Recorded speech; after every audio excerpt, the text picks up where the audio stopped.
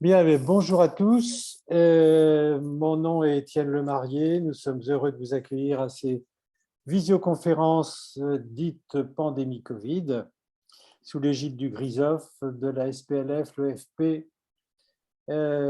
Et aujourd'hui, nous sommes heureux d'accueillir deux personnes. D'une part, le professeur Vincent Junio, qui est professeur de pneumologie, chef de service au CHU d'Amiens, et le professeur Yazine Madjoub, qui est professeur de médecine, spécialiste en anesthésie-réanimation au CHU d'Amiens également. Alors, nous allons parler du concept de l'AVDS. Et décidément, cette pandémie nous a fait faire de grands pas en médecine. Non, tout le monde connaît c'est la mise au point de vaccins ARN messagers, une technologie révolutionnaire, mais révolutionnaire aussi pour d'autres maladies. Mais il en est aussi de même pour la compréhension des phénomènes ventilatoires et circulatoires au cours de la pneumonie Covid. Ces phénomènes ventilatoires et circulatoires ont beaucoup surpris au début. Et c'est pourquoi nous allons développer aujourd'hui cette question de l'AVDS, qui veut dire Acute Vascular Distress Syndrome. On comprend mieux aujourd'hui la physiopathologie de la détresse respiratoire de ces pneumonies Covid. Et bien sûr, la prise en charge s'en trouve affectée, quel que soit le stade. Eh bien, on va commencer, je crois, avec Vincent, qui va nous présenter ce concept d'AVDS. Vincent, nous t'écoutons. Merci beaucoup, Étienne. Eh bien, bonjour à tous et à toutes.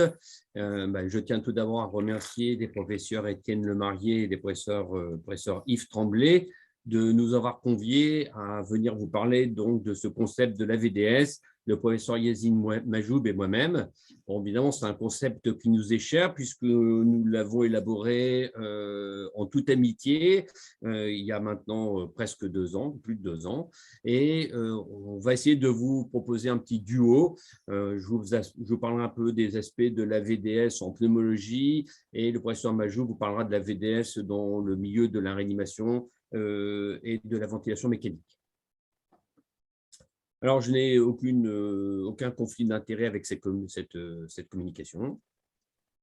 Alors, quelques généralités pour débuter. Bon, c'est vrai que voilà, l'OMS a déclaré la pandémie Covid en février 2020.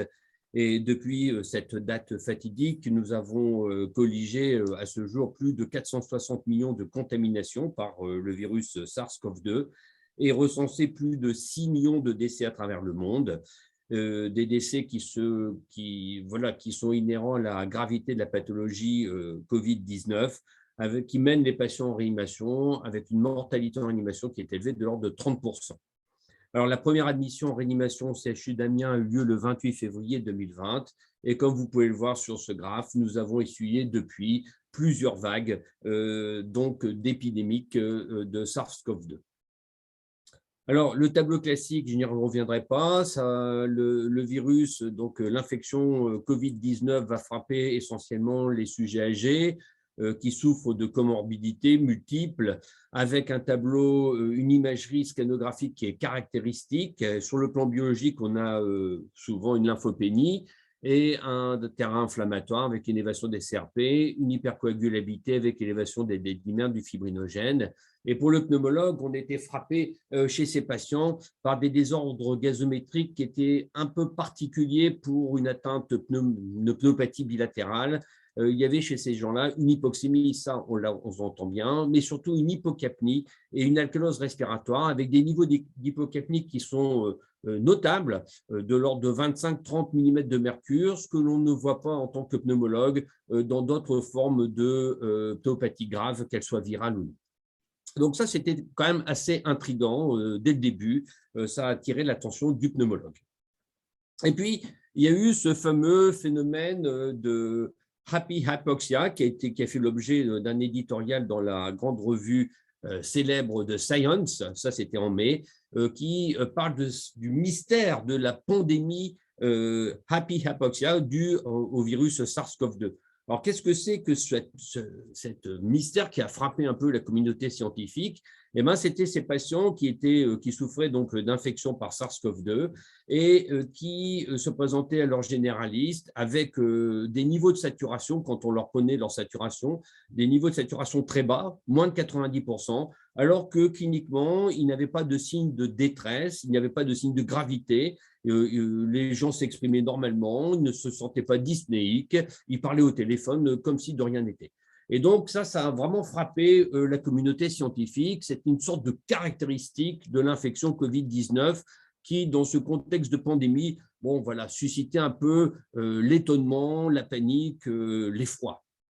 Alors, pour notre part, c'est vrai que avec Daniel Rodenschein, qui travaille donc aux cliniques universitaires Saint-Luc à Bruxelles, ça nous a rappelé, ça nous a évoqué les vieux travaux qu'on avait menés ensemble donc en 2002 sur l'inhibition du stimulus hypoxémique par l'hypocapnie. Donc, comme je vous l'ai dit, dans l'infection Covid-19, on était frappé par des niveaux d'hypocapnie très profonds.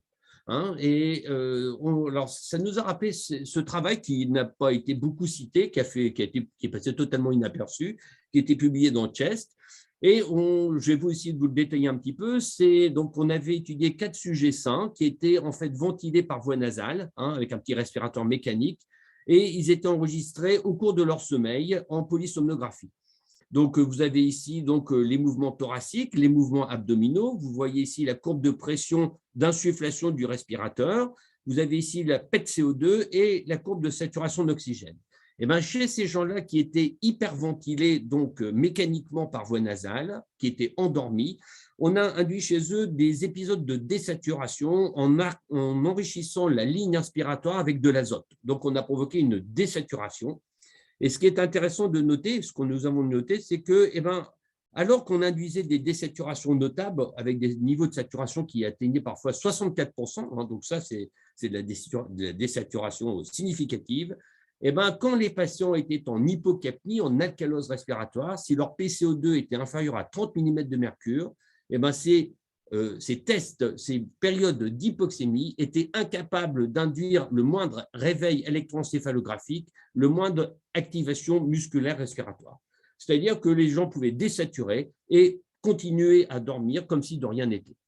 Alors évidemment, ça nous a interpellés, on a pensé que peut-être ce phénomène était impliqué dans l'hypothèse, donc dans le Covid-19. Et le professeur Yazin Mamjoub, qui travaille en animation au quotidien, donc que je côtoie au quotidien, c'est mon voisin de palier, avec le docteur Daniel Rodenschein, avec qui j'avais travaillé à Bruxelles, et moi-même. Donc, on s'est mis autour d'une table et on a réfléchi un petit peu à savoir comment on pouvait expliquer ces phénomènes de happy hypoxia qui étaient caractéristiques de la maladie Covid. Et on a supposé que cette maladie Covid, en fait, s'articulait autour d'anomalies vasculaires pulmonaires, autour d'un shunt intrapulmonaire, comme dans le syndrome hépatopulmonaire. Donc, anomalie vasculaire, hypoxémie, shunt intrapulmonaire. Vous savez que dans le syndrome hépatopulmonaire, il y a aussi un hyperdébit cardiaque, des diminutions des résistances vasculaires pulmonaires, une orthéodéoxie. Et voilà, on a pensé à l'époque que peut-être la maladie Covid était responsable de manifestations de désordres physiopathologiques qui ressemblaient à ce fameux syndrome hépatopulmonaire bien connu des pneumologues. Alors évidemment, il y a eu un éditorial, c'est l'éditorial de Gettinoni qui a été publié le 16 avril 2020, qui a mis un peu, si vous voulez, le feu à nos poudres, puisque l'auteur a en fait décrit dans cet éditorial en fait 2 types d'atteinte dues au Covid. Donc en réanimation, il différenciait 2 SDRA, donc 2 syndromes de détresse respiratoire aiguë dus au Covid. Le type 2, qui est le type classique, que l'on voit habituellement en réanimation, où on a donc une atteinte pulmonaire bilatérale, une hypoxémie sévère et des compliances pulmonaires qui sont effondrées, avec, dans ce cas-là, donc des possibilités de recrutement alvéolaire. Donc ça, c'est un tableau de SDRA classique. Et les auteurs disaient qu'à côté de ce tableau classique, il y avait d'autres formes, le type 1, qui était caractérisée par une hypoxémie, là encore, mais des compliances de l'appareil respiratoire qui étaient conservées, qui étaient normales, avec des volumes pulmonaires conservés. Et chez ces patients, les manœuvres de recrutement étaient peu efficaces. Et les auteurs supposaient que ces atteintes de type 1 étaient dues à la perte de la vasoconstriction pulmonaire hypoxique. Alors, évidemment, ça nous a stimulé cet éditorial et on a proposé donc une réponse qui a été acceptée, vous voyez, on va dire moins de 10 jours plus tard, le 25 avril, en disant que pour nous, finalement, il n'y avait pas deux maladies caractéristiques de la maladie Covid, il n'y avait pas deux aspects, c'était une seule et même maladie. C'était une maladie vasculaire initialement, qui après était masquée par l'atteinte alvéolaire, mais c'était essentiellement une maladie vasculaire qui pouvait expliquer les phénomènes de happy hypoxia, je vais y revenir, qui pouvait expliquer en réanimation le type décrit par Gattinoni, le type 1, et le professeur Majoub va vous expliquer en long et en détail pourquoi ça correspond aussi à un phénomène de shunt. Et ça pouvait expliquer aussi les phénomènes de post-réanimation que nous observions, à savoir une amélioration de la gazométrie chez ces patients, alors que la radiologie, l'imagerie, le scanner s'aggravaient. Donc, c'est en fait par amélioration du shunt intrapulmonaire. Alors, voilà un petit peu l'hypothèse que nous avions émise dès avril 2020. Et depuis cette date, nous avons essayé de, bien sûr, d'étayer cette hypothèse avec des preuves scientifiques.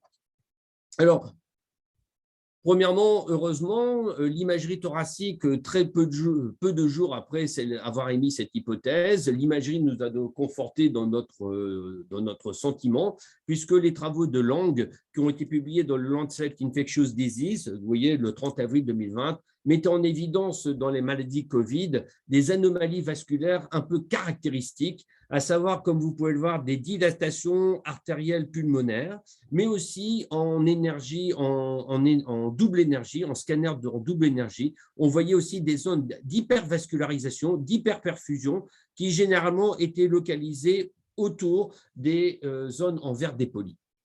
Donc ça, c'était intéressant.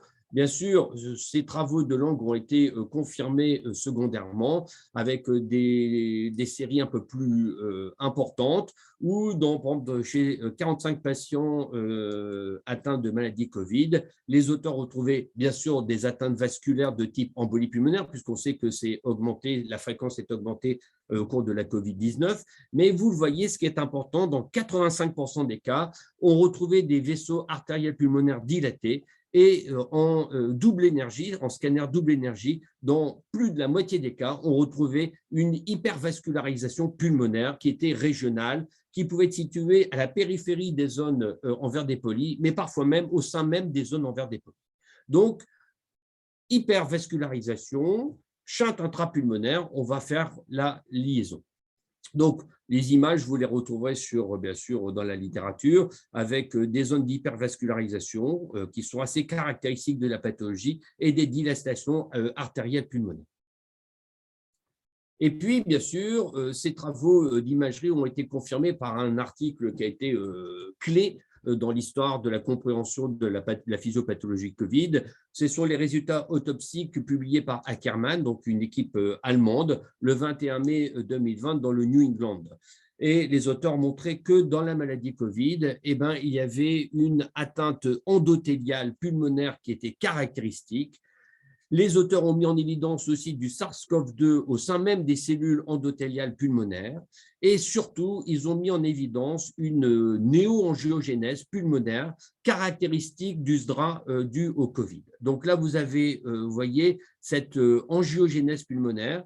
Vous avez ici une courbe qui est observée lors du SDRA par H1N1 avec des autopsies, des différents points où il n'y a pas de néoangiogénèse. Alors que dans le SDRA Covid, on a une néoangiogénèse qui apparaît dès le 3e jour et qui est croissante plusieurs jours dans les suites donc, de la pathologie. Donc, manifestement, ces données autopsiques mettent en évidence une altération vasculaire pulmonaire initiale avec des désordres caractéristiques et surtout une néoangiogénèse. Alors, cette néoangiogénèse, bien sûr, est passée inaperçue parce qu'elle est rapidement masquée par les atteintes alvéolaires qui s'y associent.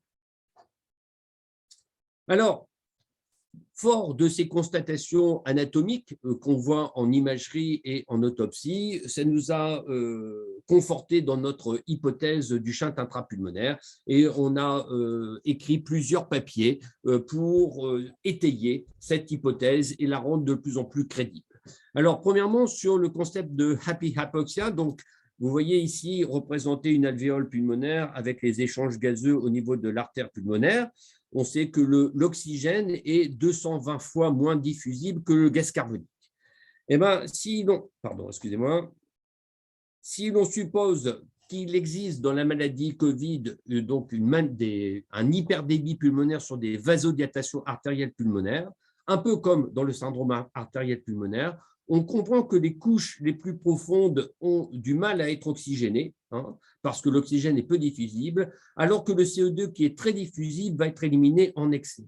Donc, on va, dans ces phénomènes de vasodilatation intrapulmonaire, de shunt intrapulmonaire, aboutir à une situation d'hypoxémie, mais aussi d'hypocapnie. Et c'est là où je vous l'ai dit, nous avions vu que quand le niveau de PCO2 est tombé en dessous de 30 mm de mercure, c'est un puissant inhibiteur des stimulus hypoxémiques, c'est-à-dire que le patient qui est hypoxique, hypocapnique, finalement ne va pas majorer sa ventilation, à cause de l'inhibition de son stimulus hypoxémique par l'hypocapnie. Ce qui explique le happy hypoxia, c'est-à-dire que ce sont des patients qui sont hypoxémiques et qui finalement ne se sentent pas dyspnéiques parce qu'ils n'augmentent pas leur ventilation en réponse à l'hypoxémie. Ceci étant dû à l'hypocapnie qui est associée. Donc ça, c'est un premier point qui est important, c'est ce shunt intrapulmonaire, cette vasodilatation artérielle pulmonaire qui a été confirmée en imagerie, en autopsie, explique sur le plan physiopathologique ce mystère de la pandémie de happy hypoxia. Alors, hypoxie, hypocapnie, shunt intrapulmonaire, encore faut-il le prouver. Donc, on a eu la chance d'avoir un de nos collègues, donc on est très unis sur le CHU d'Amiens, puisque on travaille en circuit fermé. Et là, c'était un collègue à nous du CHU qui était sportif sans antécédent et qui a développé la maladie Covid-19. Et il restait très dyspnéique et m'a consulté pour ce problème. Et ce qui était intéressant, c'est que cette dyspnée survenait alors qu'il n'y avait aucune atteinte pulmonaire sur le scanner et surtout aucune atteinte thromboembolique pulmonaire. C'est-à-dire que le patient était dyspnéique alors que son parenchyme pulmonaire et ses artères pulmonaires étaient parfaitement normales sur le scanner. Alors, bien sûr, dans cette hypothèse du shunt intrapulmonaire, nous avons proposé à ce collègue de pratiquer une échographie cardiaque et une épreuve de contraste. Et nous avons vu apparaître, donc, sur des images tardives, après 30 cycles, l'apparition de microbules qui traduisent l'existence d'un shunt intrapulmonaire, expliquant la symptomatologie du patient. Donc, ça, c'est important. C'est comme pour le syndrome hépatopulmonaire, dans le SARS-CoV-2, on peut objectiver le shunt intrapulmonaire par une épreuve de contraste menée au cours de l'échocardiographie. Alors, on peut aussi voir le shunt intrapulmonaire autrement par les images scintigraphiques. Et donc, c'est intéressant de proposer des scintigraphies de ventilation-perfusion chez ces patients parce qu'on peut observer de nombreuses choses. Tout d'abord, on peut observer comme on le voit, des zones qui sont hypoperfusées avec une ventilation normale, et ça va être attribué bien sûr à la maladie thromboembolique, mais il n'y a pas que la thromboembolie dans la maladie Covid-19, c'est une atteinte vasculaire, l'embolie pulmonaire, mais on a aussi d'autres phénomènes. On a des phénomènes aussi d'hyperperfusion pulmonaire alors qu'il y a une atteinte alvéolaire visible sur le scanner et c'est attribué ce type de phénomène à une perte de la vasoconstriction pulmonaire hypoxique. Et enfin, on peut avoir des images d'hyperperfusion pulmonaire alors que le parenchyme pulmonaire apparaît totalement sain. Et dans ce cas-là, il faut bien comprendre que c'est vraiment secondaire à l'atteinte vasculaire pulmonaire, à la vasodilatation pulmonaire qui est responsable d'un hyperdébit et d'un shunt intrapulmonaire. Et c'est intéressant cet examen de scintigraphie de ventilation-perfusion parce qu'on peut demander des images tardives et les images tardives vont montrer une fixation du traceur au niveau cérébral qui vont confirmer l'existence du shunt intrapulmonaire. Donc, Ça, c'est important. Dans cette maladie vasculaire pulmonaire qui est liée à la COVID-19 et qui est responsable donc d'un shunt intrapulmonaire, ça peut être objectivé de façon facile par l'échographie cardiaque avec épreuve de contraste ou par des images tardives menées en scintigraphie pulmonaire de ventilation perfusion. Alors, pour continuer, donc on l'a vu, c'est comme dans le syndrome hépatopulmonaire, bon, c'est une entité qui est bien connue des pneumologues, moins bien connue des autres médecins. Donc on a effectivement des anomalies vasculaires pulmonaires, on a une hypoxémie, on a un shunt intrapulmonaire objectivé en échographie cardiaque, en scintigraphie pulmonaire de ventilation. Ce qui est intéressant de voir, c'était de voir s'il y avait aussi, comme dans le syndrome hépatopulmonaire, un hyperdébit avec des résistances vasculaires pulmonaires qui sont effondrées. On comprend s'il y a une vasodilatation artérielle pulmonaire avec un shunt, eh ben, les résistances vasculaires doivent être diminuées. Et donc là, il faut citer l'article de Caravita qui a été publié en 2020 dans l'European Journal of Heart Failure, qui ont comparé des SDRA COVID à des SDRA non COVID. Et pour des débits cardiaques, des niveaux de PEP, des compliances thoraco-pulmonaires, des niveaux de PaO2 et FiO2 comparables, les SDRA COVID étaient caractérisés par une diminution qui était significative des résistances vasculaires pulmonaires. Donc voilà, ça c'est un point important à noter qui conforte encore plus notre hypothèse de shunt intrapulmonaire. Dernier point qui a été publié en fin de l'année 2021, certains auteurs se sont intéressés à voir si les patients atteints de COVID-19 présentaient aussi des orthéodéoxies, là aussi, comme on peut en voir dans le syndrome hépatopulmonaire, avec donc shunt intrapulmonaire. Et effectivement, dans la COVID-19, on retrouve une orthéodéoxie dans plus de 50%. Alors, c'est quoi l'orthéodéoxie ? Dans cet article, la définition n'est pas exactement la même de celle qui est retenue dans la littérature. Enfin, c'est l'amélioration de la PaO2. Là, dans cet article, c'était de plus de 20% lorsqu'on passe de la position assise à la position couchée. C'est-à-dire que les patients sont mieux oxygénés en position assise qu'en position couchée, et c'est un élément en faveur du shunt intrapulmonaire. Alors, ce qui est intéressant, on a essayé d'écrire avec le professeur Majoub une réponse à cet article. Ce qui nous avait semblé intéressant, c'était de voir que les patients atteints de COVID-19 qui présentaient une orthéodéoxie allaient répondre mieux au décubitus ventral que ceux qui ne présentaient pas d'orthéodéoxie. Mais malheureusement, cet article, cette réponse n'a pas été publiée. Pour finir, je vais vous parler un petit peu des dernières avancées de recherche que nous menons dans le service sur le plan de la pneumologie. Parce qu'on dispose sur nos endoscopes d'une technique de NBI, c'est une imagerie en bande étroite qui permet d'étudier l'hypervascularisation bronchique. Donc, je vais passer rapidement. C'est une technique d'imagerie optique qui va filtrer les lumières blanches en leur d'ondes lumineuses spécifiques. Et comme vous pouvez le voir, ce travail de la lumière blanche va permettre d'afficher les capillaires de la muqueuse en brun et les veines de la sous-muqueuse vont être affichées en cyan. Alors, ça a un intérêt pour nous, pneumologues, parce que, comme vous pouvez le voir, on va pouvoir détecter une hypervascularisation bronchique au niveau des lésions bronchiques précancéreuses ou cancéreuses. Alors, ça nous a semblé intéressant d'étudier la vascularisation bronchique au cours de la COVID.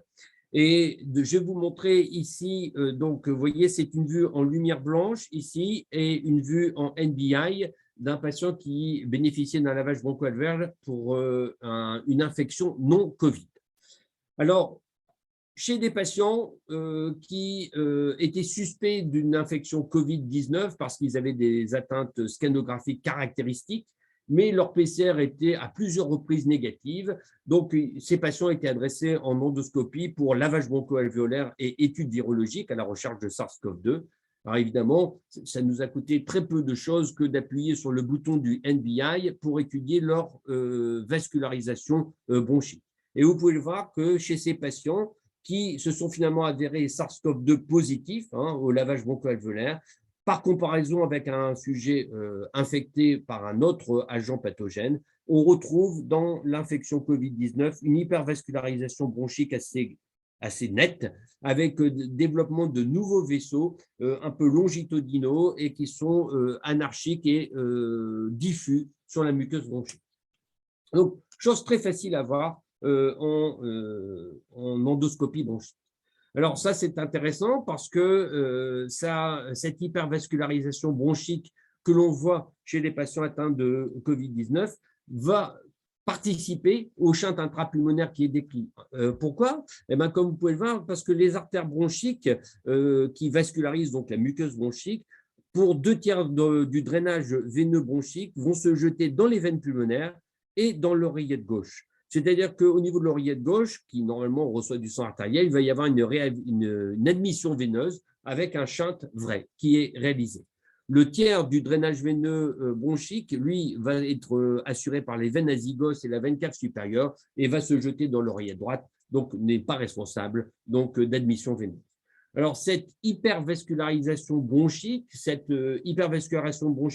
que l'on voit dans le Covid et qui participe au shunt intrapulmonaire, a été aussi notée par d'autres équipes, et c'est une équipe de radiologie française de Yves Chaud sur Nice, qui a bien montré que le calibre des artères bronchiques dans les infections Covid-19 était significativement plus élevé que le calibre des artères bronchiques dans les infections non Covid, de façon vraiment très évidente.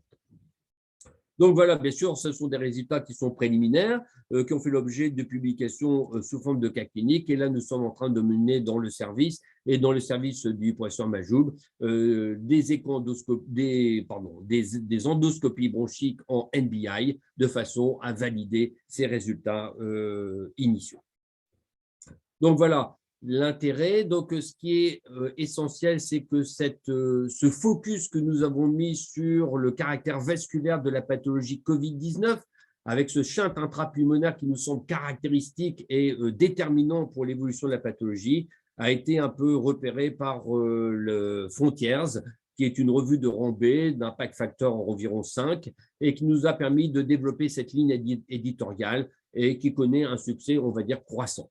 Donc, si je vous incite, si vous avez des cas à relater ou des articles à proposer, à nous transmettre sur cette plateforme vos projets scientifiques de façon à ce qu'on puisse les suivre.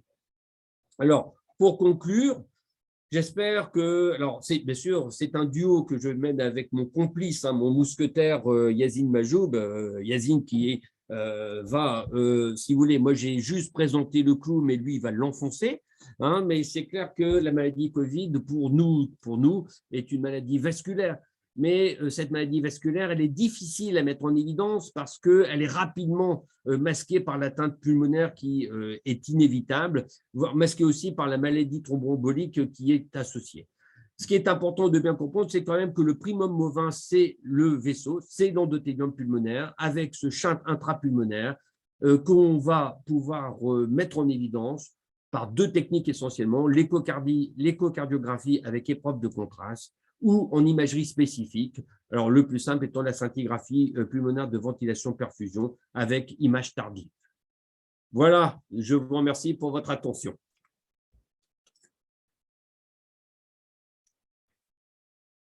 Alors, je pense que peut-être le mieux, c'est que mon complice enchaîne et que l'on propose une réponse aux questions de façon commune. Je ne sais pas ce que vous en pensez. Oui, très bien.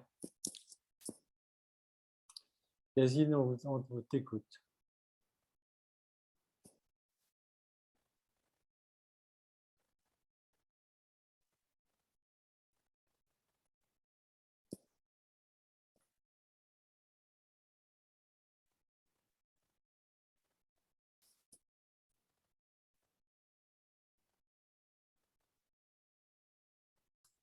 Ton micro est fermé, Yazine. Oui, bonjour. J'ai fermé. Non, ça résonne. Bon. Alors, c'est bon, là, le micro est correct. Là. Donc, il faut que tu fermes ton micro et les deux. Ok. Je vais essayer de faire ça. Et le son également.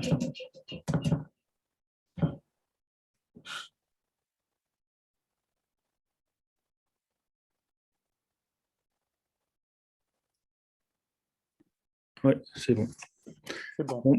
Bonjour à tous.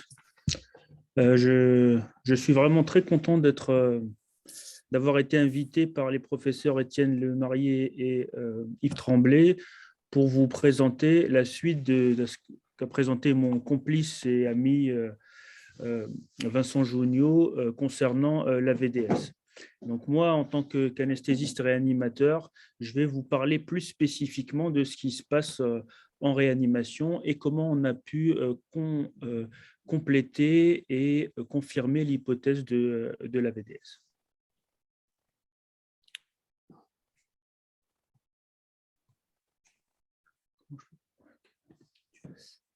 Alors, tout d'abord, je n'ai pas de conflit d'intérêt avec cette présentation. Alors, simplement pour vous parler rapidement, pour vous dire que, bon, comme vous le savez, le SARS-CoV-2 est un virus ARN et il y a plusieurs espèces de virus ARN connus chez l'homme. Bon, à part le SRAS-CoV et le MERS-CoV qui ont été responsables d'une létalité importante, on a régulièrement des infections à H-CoV saisonniers qui sont bien souvent responsables de pathologies bénignes et de temps en temps réanimation quand ça survient chez des patients qui ont d'emblée une insuffisance respiratoire et qui est aggravée en fait par ces petites infections. Lorsque la pandémie à Covid-19 a commencé, je vais, comme Vincent, reciter cet article de Luciano Gattinoni qui expliquait que le Covid-19 chez les patients en réanimation ne correspondait pas vraiment aux caractéristiques de l'ARDS dont on avait l'habitude. Et notamment, ils avaient décrit ce phénotype en fait de type 1 ou de type H, comme il l'avait appelé, H et L, dans un autre article qui suivait, et qui montrait qu'en fait, ces patients, bien qu'ils avaient les caractéristiques sur le plan de l'hypoxie d'un ARDS, et bien finalement, ils n'avaient pas d'atteinte de leur compliance pulmonaire. Et la compliance pulmonaire est très souvent et en majorité abaissée quand l'ARDS est liée à d'autres causes. Néanmoins, il faut quand même rappeler que dans la définition de l'ARDS, la compliance pulmonaire n'en fait pas partie. Et donc, ils ont montré, en fait, dans cette étude, par exemple, où ils ont comparé, en fait, les compliances pulmonaires de patients qui avaient un CARD, c'est-à-dire un ARDS ici lié au Covid-19, et un ARDS lié à d'autres pathologies infectieuses. Et vous voyez ici que la compliance est beaucoup plus élevée, de façon significative, chez les patients qui ont un ARDS lié au Covid-19. Et c'est pour ça que beaucoup d'auteurs ont fini par dire voilà, le Covid-19 a des caractéristiques différentes des autres, sans expliquer vraiment pourquoi, et que l'atteinte était, comme ici un auteur expliquait, que bon, c'était une atteinte des cellules épithéliales, comme dans les autres pathologies, mais que les manifestations cliniques étaient différentes et que le management n'était pas important. Donc, nous, ce n'est pas du tout ce qu'on a trouvé, et d'autres études ont confirmé en fait les différences avec la RDS habituelle, notamment cette étude-là, qui est assez intéressante. Vous savez tous que dans la RDS, en fait, ce qu'on commence par faire, c'est d'essayer de recruter en fait les poumons en augmentant le niveau de PEP. Et on augmente le niveau de PEP bien souvent pour pouvoir, augmenter l'oxygénation, bien entendu, c'est le but principal, et surtout le fait de recruter le poumon va rouvrir des zones qui n'étaient pas bien ventilées, et le phénomène qui va nous montrer qu'il y a bien un recrutement alvéolaire qui explique l'amélioration, c'est la baisse de la PCO2, et en même temps une amélioration de la compliance. Et ça, c'est lorsqu'on augmente le niveau de PEP.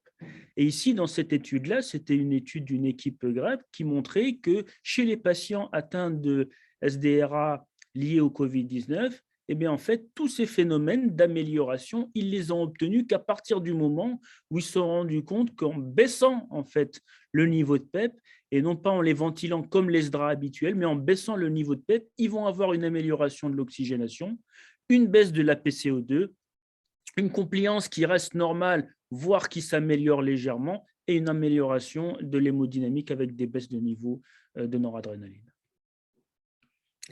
Et Donc, je reviens sur cet éditorial qu'on avait fait en fait assez tôt, au moment de la première vague de l'épidémie, où on s'était posé la question et on avait émis l'hypothèse qu'en fait, le Covid-19 était une maladie vasculaire et que le poumon était tout simplement plus sensible que les autres organes à cette maladie vasculaire, et ce qui explique en fait ce phénotype particulier et différent des ARDS dont on avait l'habitude.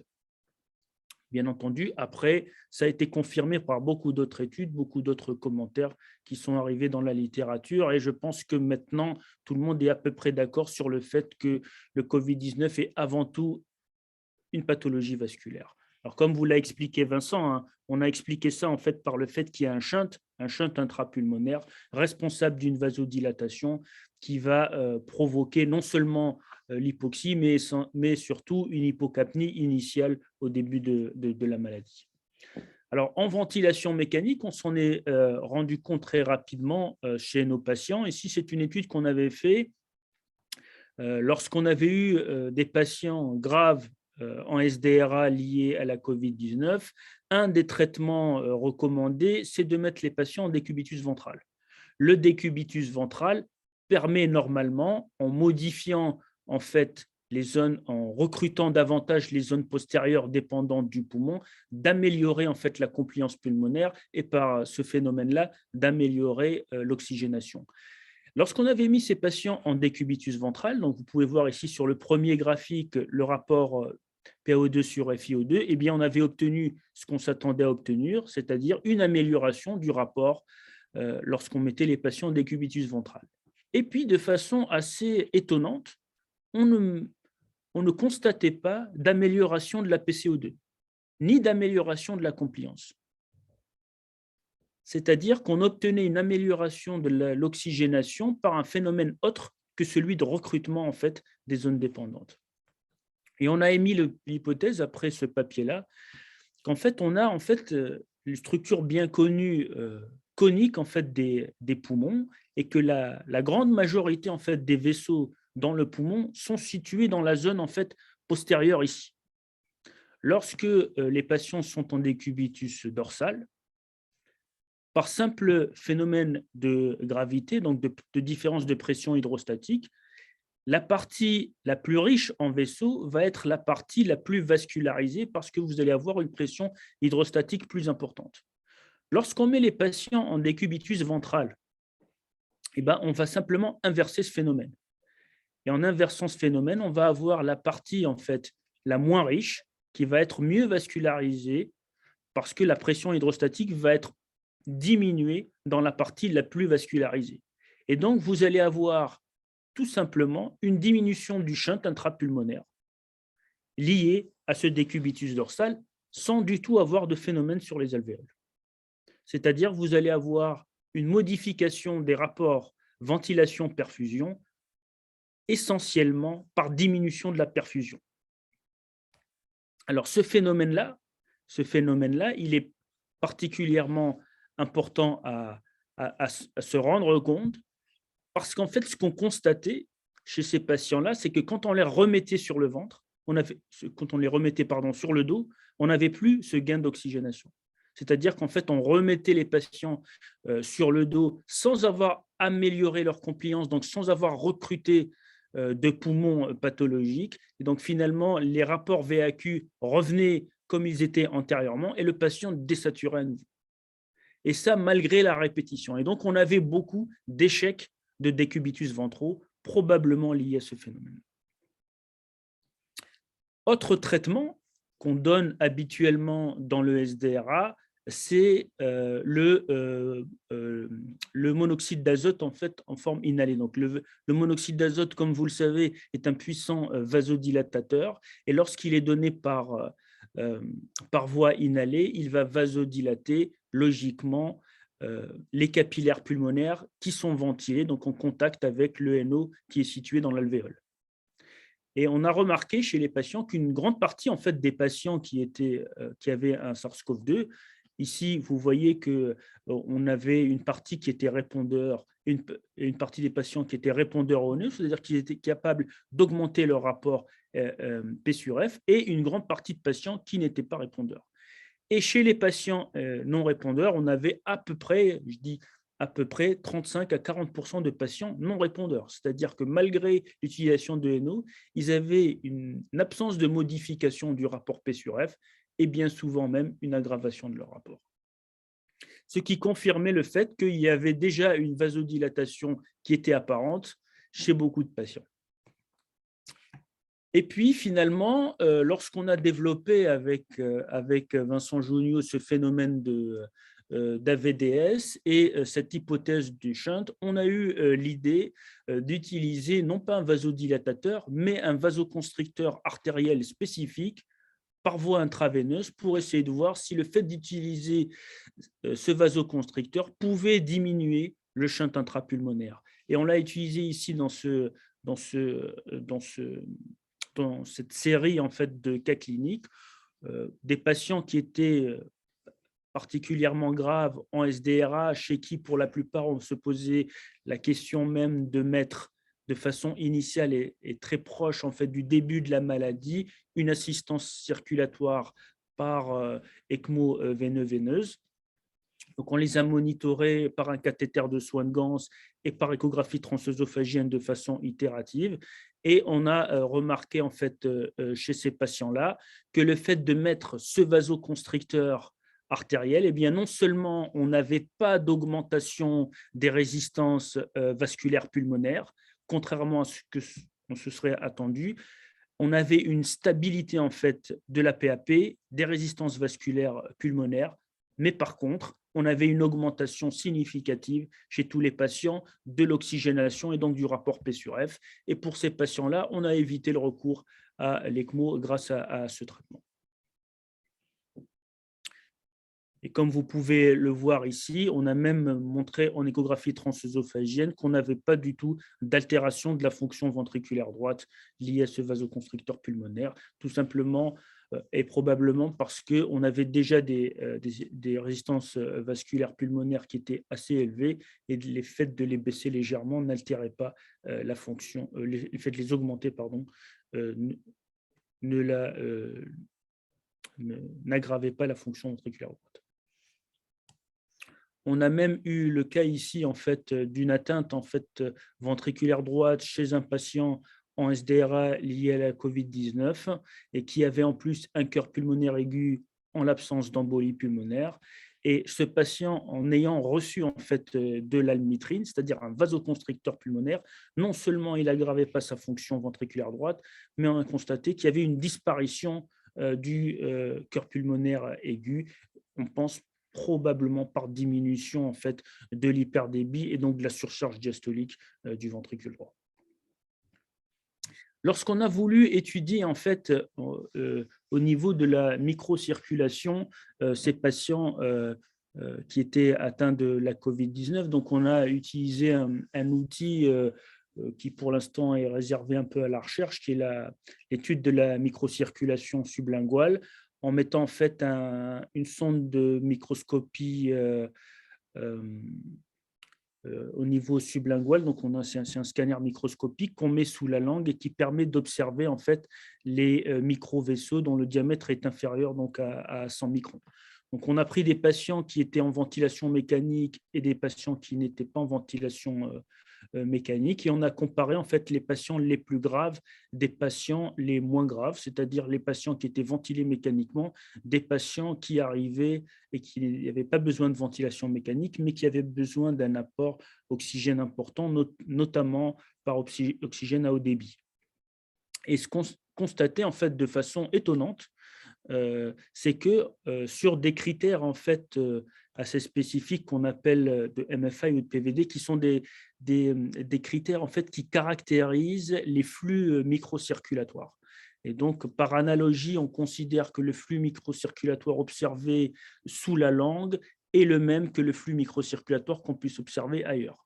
Et on remarquait qu'en fait, les patients en fait, les plus sévères, donc les patients qui étaient critiques, ceux qui sont à droite dans les deux graphiques, ont en fait une altération moins importante de leur microcirculation sublinguale. Ce qui est étonnant parce que on se serait attendu, par analogie à d'autres pathologies comme le sepsis qu'on rencontre en réanimation, que plus le patient est grave, plus sa microcirculation est atteinte. Eh bien, on s'est rendu compte qu'en fait, c'était le contraire chez ces patients-là. Et donc, on a essayé de comprendre pourquoi. Et en fait, la seule explication qu'on ait trouvée, c'est que plus en fait, la microcirculation était atteinte, plus la PaCO2 était basse. Donc, lorsqu'on avait des niveaux de microcirculation très bas, ici de MFI, eh bien, la PCO2 était plus basse que chez les patients qui avaient une microcirculation plus élevée. Et donc, on a expliqué ça en fait assez simplement par le fait du phénomène dont vous a parlé Vincent tout à l'heure, qui est le phénomène de happy hypoxémia, où les patients, quand ils sont en ventilation spontanée, eh bien, ils se retrouvent à cause de ce shunt en hypocapnie et ils altèrent leur microcirculation sublinguale à cause de cette hypocapnie.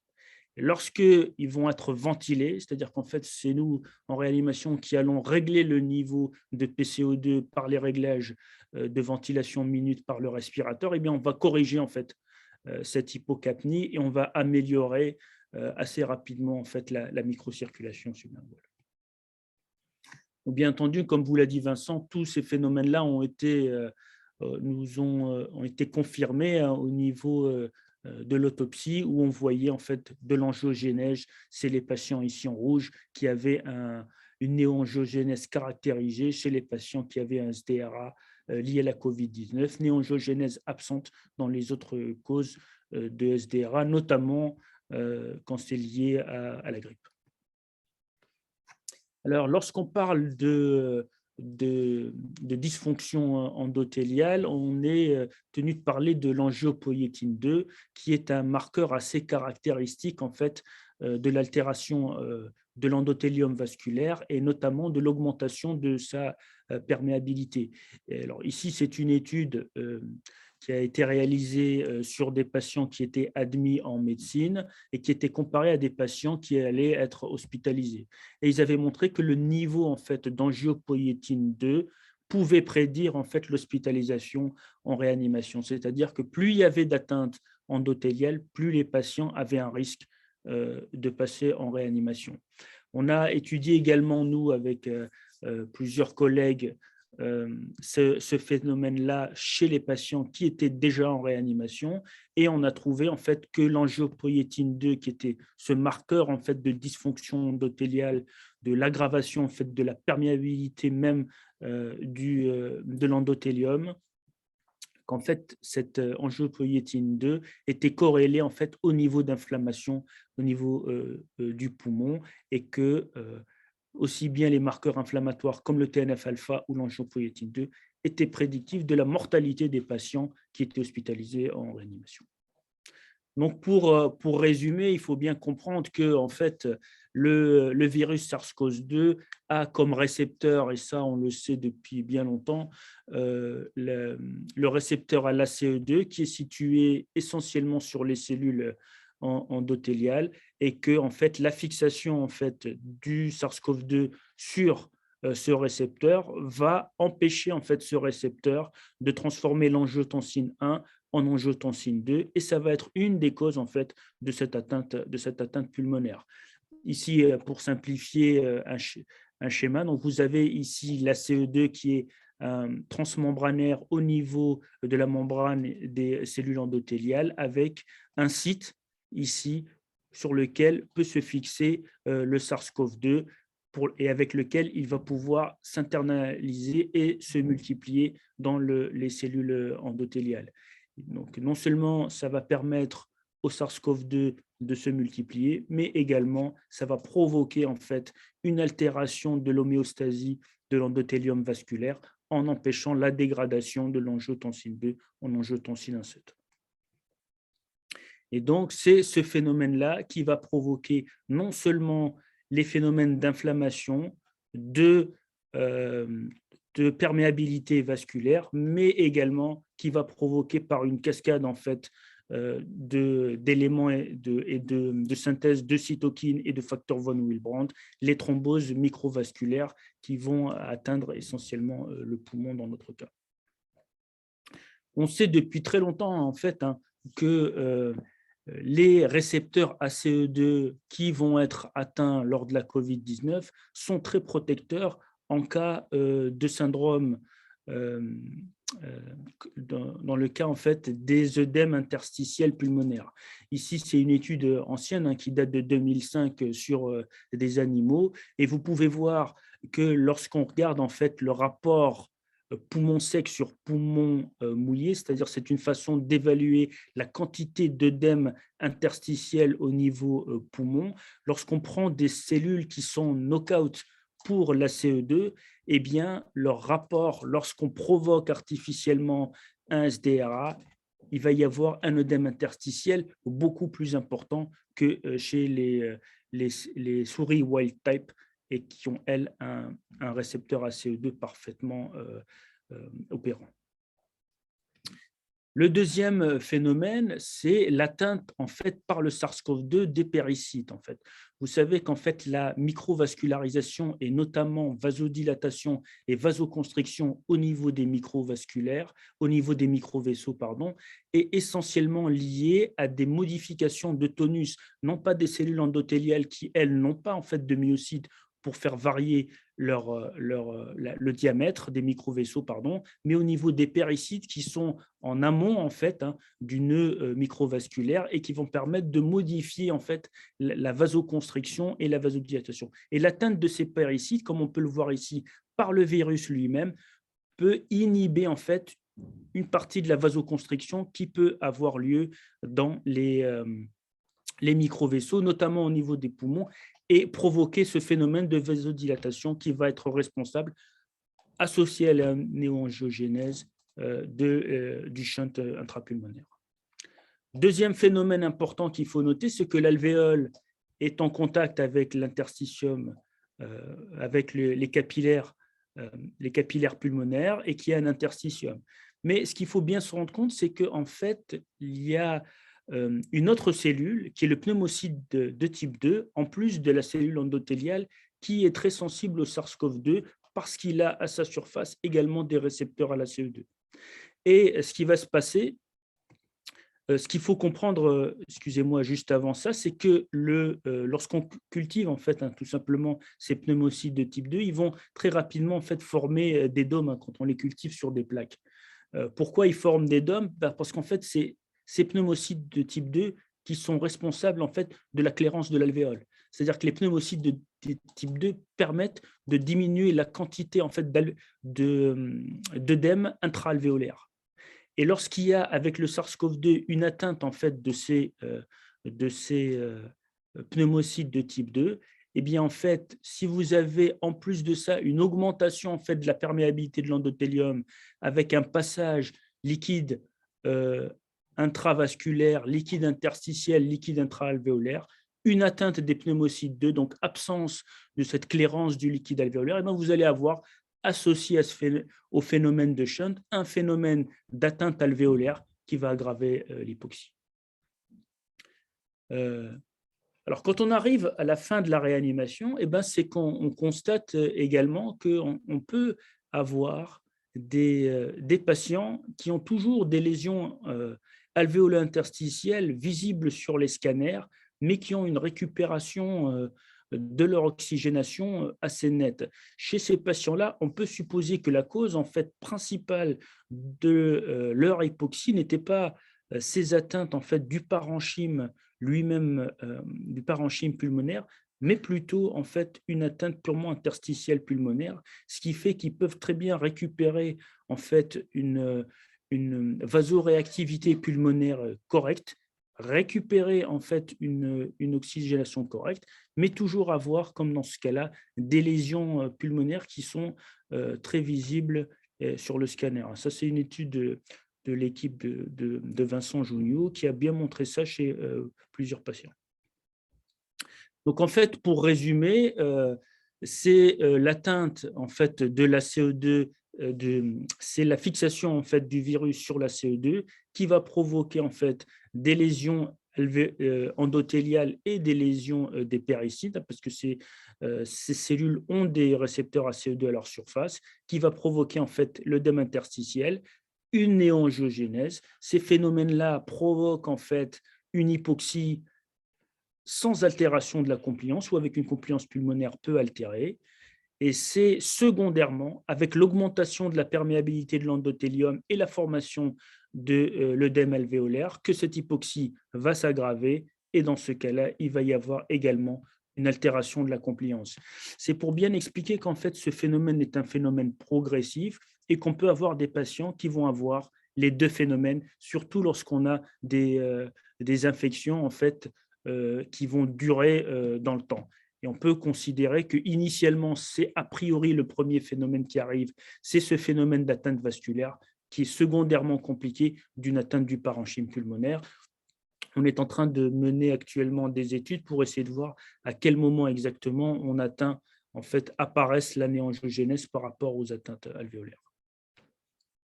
Alors, le shunt intrapulmonaire, est-ce qu'il existe vraiment? Est-ce qu'on arrive vraiment à l'objectiver, comme disait Vincent, dans quelques cas cliniques? Eh bien, en fait, en réanimation, en tout cas, des équipes ont fait des études sur le Covid pour essayer de voir s'il y avait plus de shunt intrapulmonaire ou pas, et il semble en fait qu'ils arrivent à trouver de 16 à 19% de shunt qui soient intracardiaques ou intrapulmonaires chez les patients SDRA liés à la Covid, ce qui semble un petit peu faible par rapport au phénomène qu'on peut rencontrer en fait d'hypoxie avec compliance normale.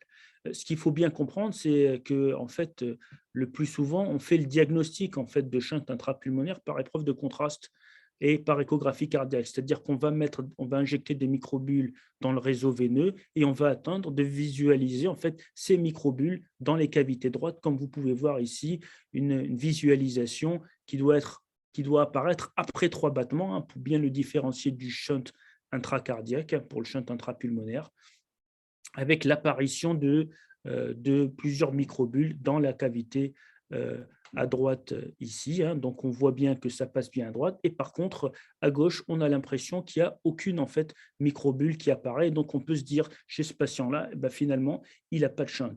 Eh bien, en fait, quand on regarde de façon plus précise et qu'on ne s'arrête pas simplement à l'échographie cardiaque, mais qu'on passe en fait en Doppler transcrânien, donc on regarde en fait, il suffit de mesurer en fait le flux dans l'artère cérébrale moyenne et on remarque un flux en fait normal de l'artère cérébrale moyenne, et après quelques battements, on voit apparaître des petits notches en fait hyper échogènes, et en fait non seulement on les voit apparaître, mais surtout on les entend avec un bruit suraigu, je les vois ici en détail, c'est ces petites hyperdensités ici qui apparaissent et qui sont caractéristiques en fait de microbules qui arrivent à passer rapidement dans la circulation, enfin rapidement après 3 battements dans la circulation systémique en passant à travers en fait le filtre pulmonaire lié au shunt intrapulmonaire. Et ça, effectivement, si on s'arrête à l'échographie cardiaque, qu'elle soit transthoracique ou transœsophagienne, on va passer à côté d'un grand nombre en fait de shunts. C'est une étude qu'on est en train de mener sur un grand nombre de patients en réanimation. Alors, l'autre atteinte vasculaire plus connue est l'embolie pulmonaire dans le Covid-19. Et comme vous pouvez voir ici, une incidence qui est très élevée d'embolie pulmonaire chez les patients atteints de Covid, 16%. Et lorsqu'ils sont hospitalisés en réanimation, vous pouvez voir que l'embolie pulmonaire atteint 25% des patients avec une incidence moindre de la thrombose veineuse profonde. Donc, on a dans un quart des patients qui vont avoir macroscopiquement une embolie pulmonaire qui peut être grave. Ici, c'est une méta-analyse qui regroupe plusieurs études sur le Covid. Et cette embolie pulmonaire, elle peut être visualisée malgré une anticoagulation efficace de plusieurs jours, comme on peut le voir chez ce patient avec un gros thrombus dans l'artère pulmonaire malgré une anticoagulation qui est efficace et bien menée. Autre phénomène vasculaire important, cardiovasculaire important qu'on peut rencontrer, c'est l'incidence élevée des arythmies complètes par fibrillation auriculaire. Les études montrent qu'en fait, on a une incidence qui est entre 19 et 36%, plus élevée en tout cas en réanimation que ce qu'on s'attend chez les patients de réanimation, où en général, dans les réanimations tout venant, l'incidence est quand même un peu plus basse que ça. Et plusieurs études ont montré qu'il y a une augmentation en fait, de la mortalité chez les patients qui développent une arythmie complète par fibrillation auriculaire. Alors, nous, on a étudié des patients qui étaient inclus en réanimation et on a trouvé qui étaient admis en réanimation pour SARS-CoV-2 et on trouve à peu près 20% en fait d'atteinte par arythmie complète par fibrillation auriculaire. Et surtout, on a montré que lorsqu'on arrive dès l'entrée des patients à évaluer la fonction de l'oreillette droite, on trouve des altérations en fait au niveau du strain. Hein. Donc, c'est une méthode un peu particulière d'évaluer la déformation en fait, de l'oreillette droite au cours du cycle cardiaque. Et on voit que lorsque, dès l'admission, on voit cette altération en fait, de la déformabilité de l'oreillette droite, c'est prédictif du développement d'une arythmie complète au cours de l'hospitalisation en réanimation. Donc ça va permettre en fait de repérer les patients qui vont évoluer vers une pathologie plus grave parce qu'ils vont avoir une atteinte probablement plus importante d'emblée de leur système cardiovasculaire. Je vais conclure en parlant en fait de la dysfonction ventriculaire droite. Alors, il y a beaucoup d'études qui ont montré qu'en fait, il y a une atteinte particulière de la fonction ventriculaire droite, même en dehors du SDRA avec pression d'insufflation élevée, même en dehors de l'EP, chez les patients qui sont atteints de COVID-19. Et probablement, il y a une atteinte en fait, directe par le virus plus importante en fait, du ventricule droit que du ventricule gauche par différents phénomènes. On pense qu'il y a effectivement une atteinte liée directe des myocytes parce qu'ils ont plus de récepteurs ACE2 du côté du ventricule droit, mais également liée au fait qu'il y ait un hyperdébit en fait, pulmonaire qui peut provoquer une dysfonction ventriculaire droite. Beaucoup d'études ici ont montré que lorsqu'il y avait une atteinte de la déformabilité en fait en strain lié au Covid, c'était lié en fait, c'était directement pronostic en fait d'une augmentation de la mortalité comme dans cette étude-là. Nous, on a étudié d'autres indicateurs en fait un petit peu nouveaux de fonction ventriculaire droite, notamment une technique qui s'appelle le TIMAD, et on a trouvé en fait sur cette technique qui est très facilement reproductible même chez des patients de réanimation que lorsqu'elle était en fait atteinte, ça pouvait bien non seulement diagnostiquer une atteinte de type cœur pulmonaire aigu chez les patients qui avaient un SARS-CoV-2, que c'était une méthode qui était très facilement reproductible, même en décubitus ventral chez les patients les plus graves en échographie transœsophagienne, et que probablement c'était un pronostic important d'évolution de la maladie. Pour conclure, ça, c'est des études qui montrent qu'il y a quand même retrouvé chez les patients les plus graves, notamment admis en réanimation, une augmentation de la troponine hypersensible chez les patients qui ont une atteinte COVID grave et qui montrent bien que l'atteinte cardiovasculaire liée à la COVID est liée directement à la gravité de la pathologie. Ça, c'est une revue en fait un petit peu de tout ce qui peut de toutes les causes qui peuvent atteindre le système cardiovasculaire des patients atteints de COVID-19. Pour conclure, je dirais qu'il faudrait vraiment bien se focaliser en fait, sur la partie vasculaire en fait, de cette maladie qui touche particulièrement le poumon, probablement parce que les vaisseaux, l'ensemble du système vasculaire pulmonaire est probablement plus sensible au virus que les vaisseaux en fait, des autres organes, et que non seulement la maladie nécessite une approche cardiovasculaire globale, on a bien vu dans les facteurs de risque qui peuvent conduire à des Covid graves, et ça nécessite dans un deuxième temps, bien entendu, de bien prendre en compte l'approche vasculaire particulièrement du poumon, qui est l'organe le plus sensible. Je vous remercie de votre attention. Merci Yazine, c'était très bien, vous avez fait tous les deux un excellent topo.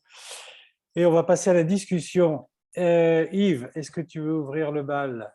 Oui, je peux ouvrir le bal. Merci beaucoup parce que c'était effectivement extrêmement intéressant et je peux vous dire personnellement que non seulement vous êtes deux communicateurs hors pair, mais vous informez aussi très bien dans un langage compréhensible, même par moi qui ne connais pas grand-chose à tout ce que vous venez de dire.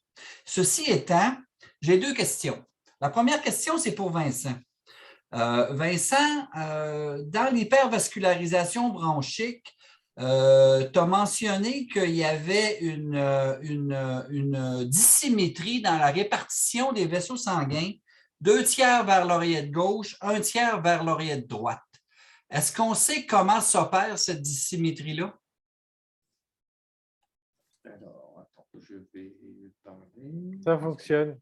On t'entend, C'est bon Vincent. Oui, oui. Et si tu veux, la vascularisation bronchique, justement, avec. Alors, non, c'est pas, c'est bon. Non, La faudrait. vascularisation bronchique, elle est bien connue justement pour participer à ce shunt physiologique. Puisque tu sais qu'on a un shunt intrapulmonaire physiologique qui doit être inférieur à 5%. Et c'est essentiellement la contribution des artères, du drainage des artères bronchiques, le sang veineux bronchique qui se jette dans cette oreillette gauche, contribue à ce shunt physiologique que nous avons tous. Il est certainement, alors il n'y a pas de travaux dans la COVID-19, mais l'hypervascularisation bronchique et donc la majoration du drainage veineux-bronchique dans l'oreillette gauche doit contribuer en partie à ce shunt intrapulmonaire qui caractérise la pathologie. Est-ce que j'ai bien répondu? Oui, je pense que oui, mais sauf que pourquoi c'est 2/3 à gauche et 1/3 à droite? C'est anatomique. OK, donc c'est strictement anatomique. Ah, c'est anatomique, c'est comme ça. OK, il n'y a pas de mécanique derrière ça. Il n'y a pas de mécanique, c'est chez toi aussi, c'est comme ça que ça se passe. Il y a OK, d'accord. Voilà. Et évidemment, si on suppose, si tu veux, ce shunt physiologique, 2/3 du sang veineux bronchique dans l'oreillette gauche, 1/3 dans l'oreillette droite, c'est ce que nous avons tous. Mais s'il y a une hypervascularisation bronchique, tu vas majorer, bien sûr, le shunt. Voilà. Ouais, OK, je comprends. OK, merci. J'ai une question pour Yazine. Sur l'image où vous avez présenté le papier, les résultats du papier publié dans le Canadian Journal of Anesthesiology. Dans ce papier-là, la figure de droite, c'est clair, il y avait vraiment une tendance à la hausse, mais celle du centre et celle de droite, peut-être que lorsqu'on regardait sur la moyenne, il n'y avait peut-être pas d'effet.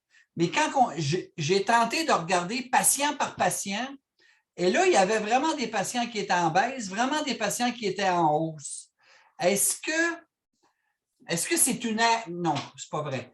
Est-ce que si on regarde patient par patient, êtes-vous capable de faire une corrélation avec une condition physiopathologique particulière? Parce que c'est sûr que quand vous regardez la moyenne, il n'y a pas d'effet. Mais patient par patient, il y avait des effets tantôt à la baisse et tantôt à la hausse. Votre micro est fermé. Oui, je vais Attends, je coupe. Ouais, vas-y. Je vais repartager l'écran pour remontrer la figure. Oui, s'il vous plaît. C'est bien celle-ci. Hein. Oui, c'est ça, c'est celle-ci. Voyez-vous, lorsqu'on regarde patient par patient, il y a vraiment il y a des patients qui sont à la baisse et des patients qui sont à la hausse. Le son, est-ce que tu les entends pas? Ouais, voilà. Vous m'entendez? Oui, on vous l'entend.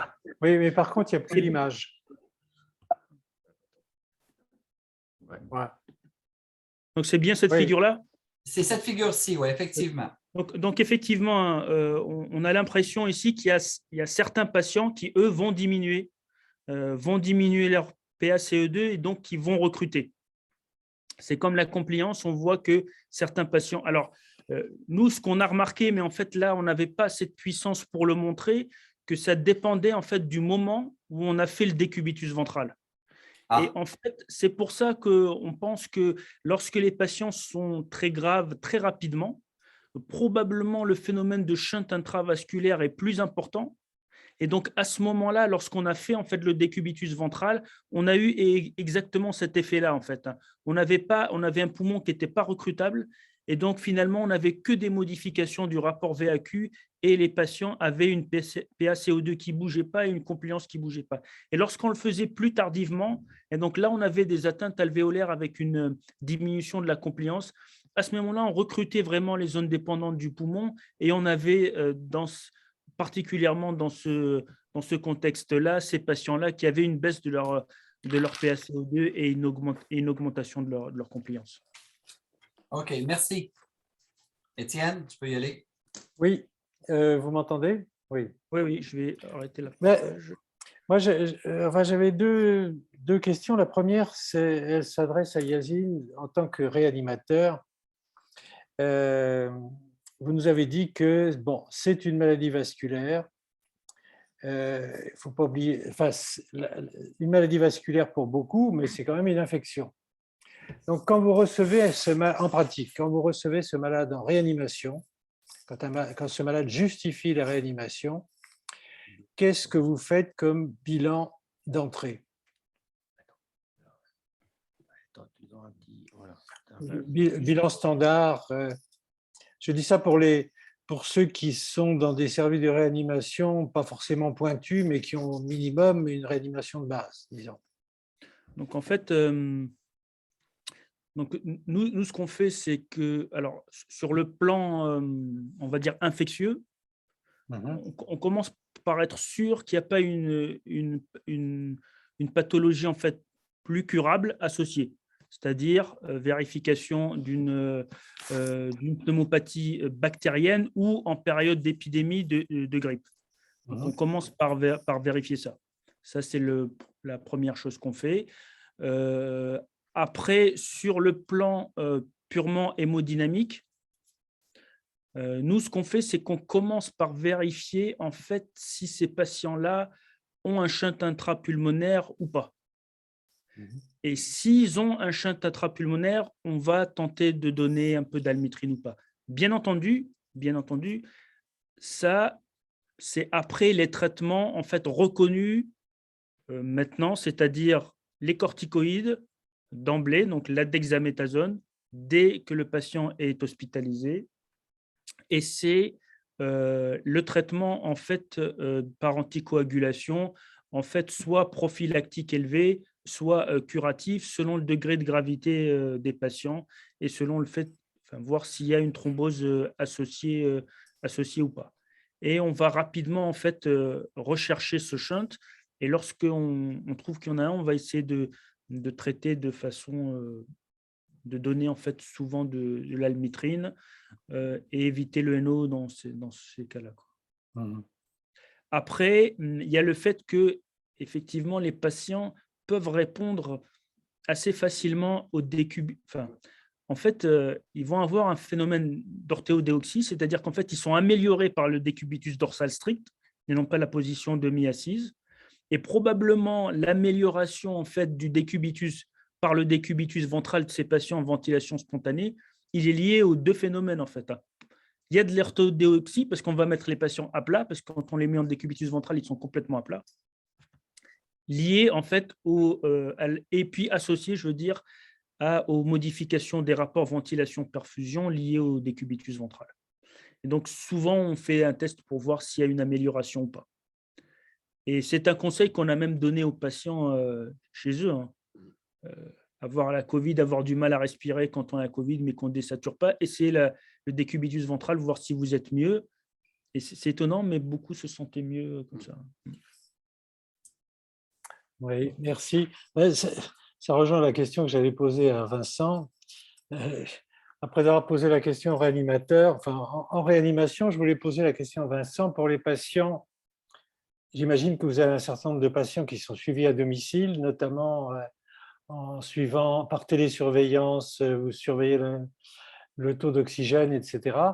Et donc, quels sont les conseils que vous donnez à ces patients qui sont suivis à domicile? Alors, là, tu m'entends? Oui, très bien. Oui, ok. Pour les patients suivis à domicile, ce sont en général les patients qui sont soit non oxygéno-requérants ou oxygéno-requérants avec des débits d'oxygène relativement faibles, moins de 3 litres par minute par lunettes nasales, parce qu'aujourd'hui, il n'y a plus finalement de surcharge des services hospitaliers et nous sommes capables d'hospitaliser des patients qui relèvent de haut débit, qui sont donc plus instables et qui peuvent après franchir la barre des soins continus et de la réanimation. Donc, chez ces patients-là, en fonction de leur comorbidité, de toute façon, s'ils ont de l'oxygène au domicile, nous, on est assez favorable de les traiter par corticothérapie, aussi l'anticoagulation prophylactique, pour les mettre à l'abri de la maladie thromboembolique veineuse, ça c'est important, lutter contre l'inflammation donc par la corticothérapie. Et ce que disait Yacine, c'est vrai que franchement, mais souvent les patients le font d'eux-mêmes, il n'est même pas besoin de leur recommander. C'est vrai que le décubitus va les améliorer et le décubitus ventral souvent c'est encore mieux, quoi. C'est mieux que le décubitus dorsal. Donc c'est en partie par l'orthéodéoxie et ce qu'on disait par le contrôle du shunt intrapulmonaire en position ventrale. Et souvent les patients, le cas clinique que je vous ai présenté, qui était le collègue, qui avait donc un shunt intrapulmonaire sans aucune atteinte parenchymateuse pulmonaire ni maladie thromboembolique. Il poursuivait son activité de consultation, ça c'était intéressant, mais il était tellement épuisé, fatigué, qu'entre chaque consultation, il faisait des petites siestes, des petites séances en décubitus ventral qui l'amélioraient et qui lui permettaient de maintenir son activité professionnelle.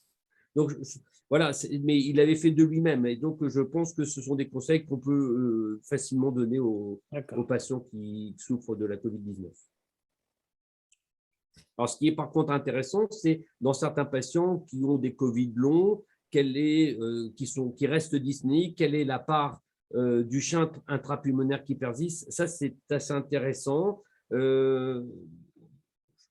Dans certains cas, nos échocardiographies avec épreuve de contraste retrouvent un shunt, voire jusqu'à 6 semaines après le premier test PCR positif. Voilà. D'accord, merci, c'est parfaitement clair. Yves? Écoutez, moi, j'ai fait le tour de ce que je pouvais poser comme question. Je vois que notre ami Parassian, est-ce que tu voudrais intervenir? Non, pour moi, c'est assez complexe. Je pense en train de réfléchir sur la physiopathologie qui est très intéressant. Merci encore pour nous éclairer un petit peu. On a toujours tendance à en parler qu'effectivement, avec les images qu'on avait, que c'était quand même la partie pneumologique, enfin, alvéolaire qui prédominait. Là, on change complètement de manière de voir les choses. Effectivement, c'est très intéressant. Je vais vouloir regarder encore une fois pour pouvoir mieux comprendre. Merci. Bon, merci Rada. Écoutez, si vous êtes d'accord, nous allons conclure. Et donc, je remercie les professeurs Vincent Junio et puis Azine Majoub pour leur intervention. C'était clair, c'était précis, c'était net et puis j'en ai compris une bonne partie. J'en profite pour vous inviter à notre prochaine intervention, prochaine visioconférence COVID-19. Ça sera le 28 avril, donc dans un mois.